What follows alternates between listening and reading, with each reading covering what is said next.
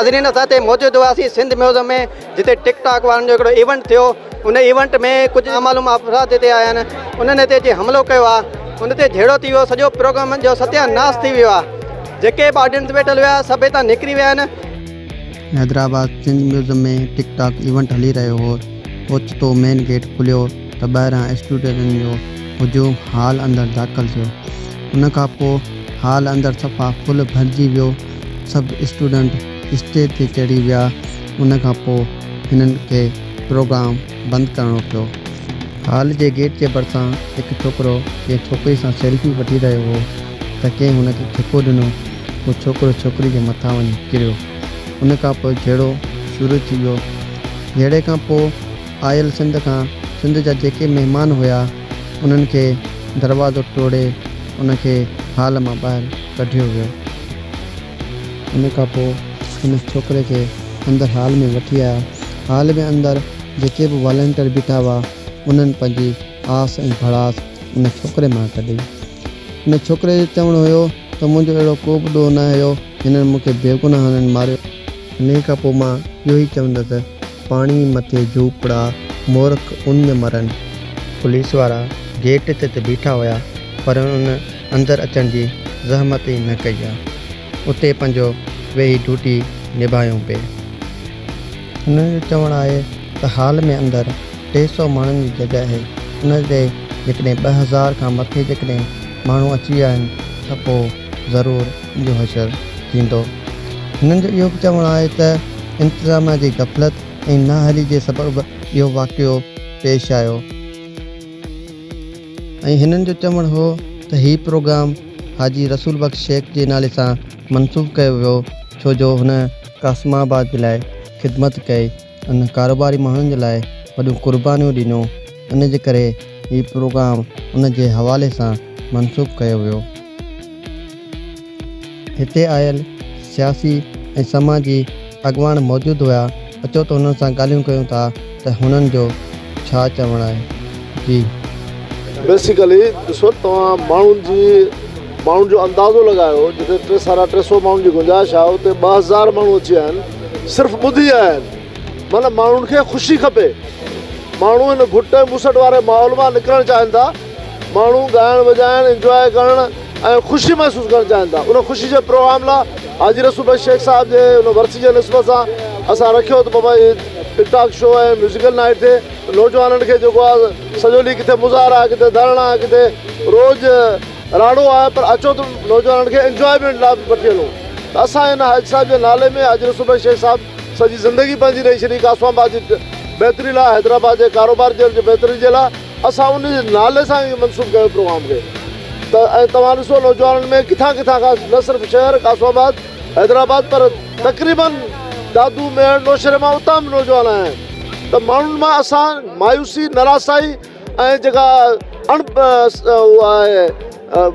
मायूसी वारी ॻाल्हि आहे उहा ख़तमु करे असां ख़ुशियुनि में तब्दील करणु चाहियूं था। त सिंध हिकु ख़ुशियुनि जो गहिवारो थिए। कासमाबाद हैदराबाद ख़ुशियुनि जो मर्कज़ थिए। उन ख़ुशियुनि जे मर्कज़ खे अॼु इंतिज़ामिया जी ग़फ़लत, नाअहली जेको आहे उनखे तबाह करे छॾियो आहे। बिल्कुलु ज़ाहिर आहे, जिते हज़ारे माण्हू ईंदा, अहिड़ो प्रोग्राम डिस्टर्ब थींदो ऐं भॼन थींदी, ज़ाहिर नुक़सान त थींदो। इंतिज़ामिया पुलिस जो को ताउन कोन रहियो आहे। पुलिस जो ताउन न करण जे करे एस एच ओ साहिब चए थो 16 पुलिस वारा हिते मौजूदु हुआ।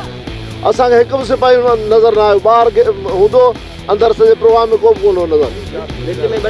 4 सिपाहियुनि खे वञी वठी आया आहियूं। उनखां पोइ जेको आहे सॼो प्रोग्राम में धरम भरम। 4 सिपाही छा कंदा जिते 2000 माण्हू हूंदा। रश मूं न ॻाल्हायो आहे, राशिद साहिबु ॻाल्हायो आहे, इंतिज़ामिया सभिनी सां DIB जे इंचार्ज सां ॻाल्हायो आहे, जुनेद भाई सां ॻाल्हायो आहे, ॿियनि सां ॻाल्हायो सभु। हाणे प्रोग्राम ख़तमु थी वियो, हाणे ॻाल्हाए छा कंदासीं।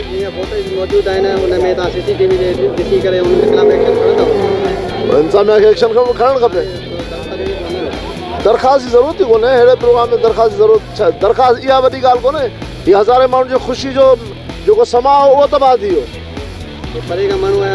उहो समा तबाह थियो आहे, प्रोग्राम तबाह थियो आहे। इहो वॾो सेटबैक आहे। ख़ुशी करणु केरु चाहे कोन थो। जे ख़ुशी करणु चाहियूं था त उनखे फिटाइण जे लाइ कुछ असांजा नाकेबंदिश में आहिनि, कुछ असांजा नौजवान भी आहिनि जिन जूं ग़लतियूं आहिनि, उहो सब्र करे वेहंदासीं त ही न थिया ईअं। बदनज़मी के बारे में बताइए। देखिए, ये प्रोग्राम महबूब अबड़ो साहब ने बड़ी, इनकी पूरी टीम ने बड़े ने दिनों के साथ मेहनत के बाद ये प्रोग्राम तरतीब दिया, और जो इंतज़ामिया के मुख्तलिफ मराहिल होते हैं वो तमाम पूरे उन्होंने किए। परमिशन मिली, प्रोग्राम हुआ, पूरे सिंध से लोग यहाँ पर आए इस प्रोग्राम को देखने के लिए, यकजहती के लिए।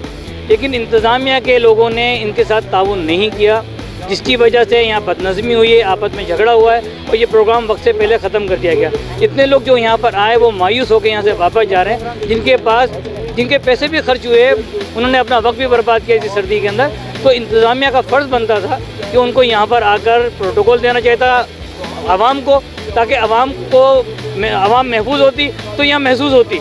यहाँ आवाम का पैसा भी खर्च हुआ, वक्त भी बर्बाद हुआ, लोगों ने रात दिन मेहनत करी है, लेकिन इंतज़ामिया की इस नाअहली की वजह से प्रोग्राम ख़राब हो गया, जिसका तमाम लोगों को, जितने यहाँ लोग आए हुए हैं उन सबको बहुत दुख हुआ है।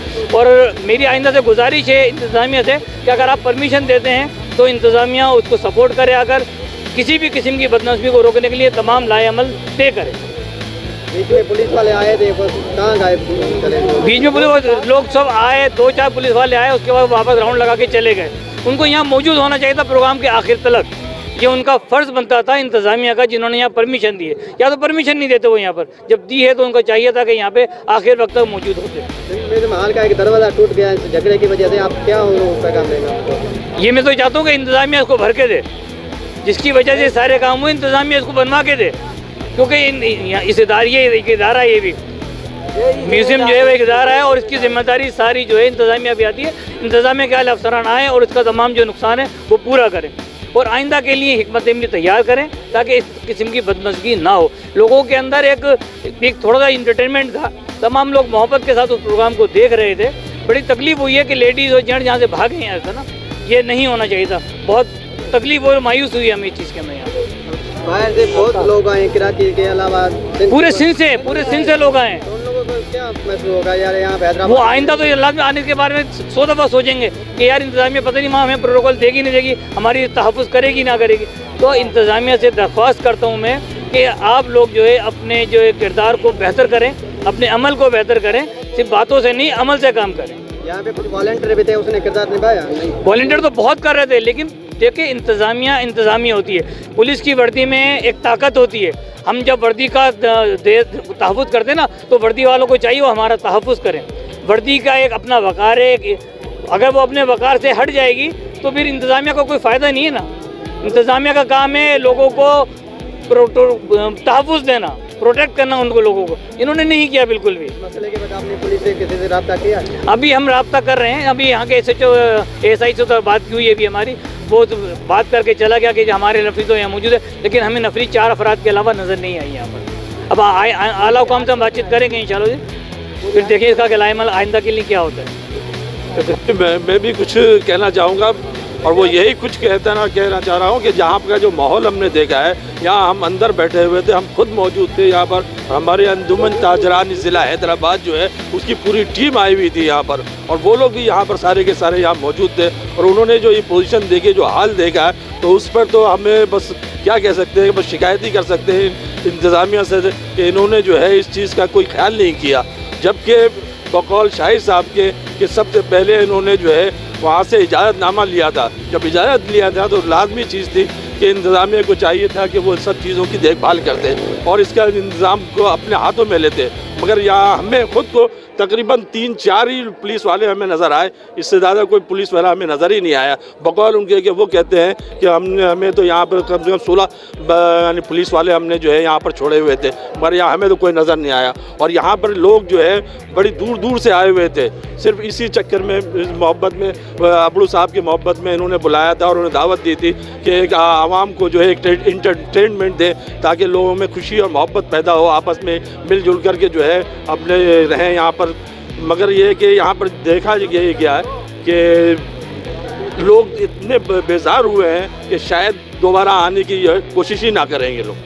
तो लिहाजा जो है मैं इंतज़ामिया से कहता हूँ कि आइंदा जो है ये ख्याल रखें इस चीज़ का। अब इससे बड़ा प्रोग्राम करेंगे इंशाल्लाह, इससे बड़ा प्रोग्राम करके दिखाएंगे। अभी काम है इससे बढ़िया सिंध म्यूजियम में हो या इससे और कई जगह बड़ी देखेंगे। आर्ट का मेरा आर्ट्स काउंसिल में कराएंगे या यहाँ कराएंगे और इंशाल्लाह शानदार प्रोग्राम होगा, मुनज़िम भी होगा और बेहतरीन भी होगा। एक भाई ने कहा कि नेक्स्ट प्रोग्राम में टिकट फ्री होगा, फिर तो ज़्यादा लोग आएंगे। इंशाल्लाह टिकट फ्री करेंगे बस। मान समो अच्छा तव्हां हिते आया आहियो कहिड़े हिसाब सां? मां हिते आयो टिकटॉक इवेंट जे हिसाब सां ऐं मां इवेंट में शरीक थियण आयो हुउसि। मज़ो आयो टिकटॉक? यार मज़ो तमामु घणो आयो उन हिसाब सां, पर यार मिसमैनेजमेंट तमामु घणी हुई मुंहिंजे हिसाब सां। जेका आहे सो ॾिसो हाणे सिक्योरिटी त हालांकि जेका ऑर्गेनाइज़ेशन जंहिं प्रोग्राम ऑर्गेनाइज़ कयो उन्हनि सां मुंहिंजी का गिला न आहे। मुंहिंजी गिला आहे आवाम सां जेके फालतू में तमामु घणा। जॾहिं हिते 500 रुपया पास रखियलु हो त ज़ाहिरी ॻाल्हि आहे उन्हनि खे अचिणो हो जेके 500 रुपया पास वठी आया हुआ।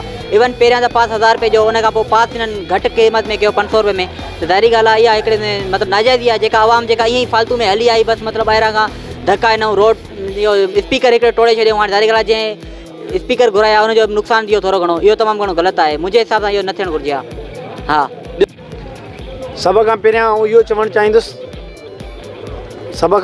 इहो चवणु चाहींदुसि त हिते जेको प्रोग्राम असीं सभु शागिर्द सिंध यूनिवर्सिटी खां शागिर्द आहियूं, तालुक़ु रखूं था ऐं जामशोरे खां हितां आया आहियूं। ऐं हींअर टाइम तक़रीबन मुंहिंजे ख़्याल में अधु कलाकु बचो हूंदो त असांजी हॉस्टल बंदि थी चुकी हूंदी। अधु कलाक खां बाद में असांजी हॉस्टल बंदि। असां हिते आयासीं ऐं असीं हिते अहिड़ो कुझु ॾिठोसीं न जेको असां पंधु करे, जेको असां पैसा ख़र्चु करे आयासीं हिते। ऐं जेके एडवर्टाइज़मेंट हले पई जेकी यूट्यूब ते या टिकटॉक ते या फेसबुक ते, जेके बि असांजा आर्टिस्ट हुया, अली गुल मलाह जीअं ज़ोएब चांडियो, ऐं ओड़ी शइ त असां हिते का ॾिठी सही कोन्हे।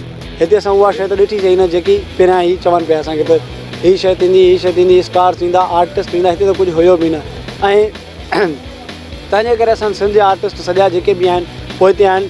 छाजे करे त हिते को न पुलिस जी सपोर्ट आहे, न ई गवर्नमेंट जी सपोर्ट आहे, न ई कंहिं ॿियो डिपार्टमेंट आहे उनजी सपोर्ट आहे।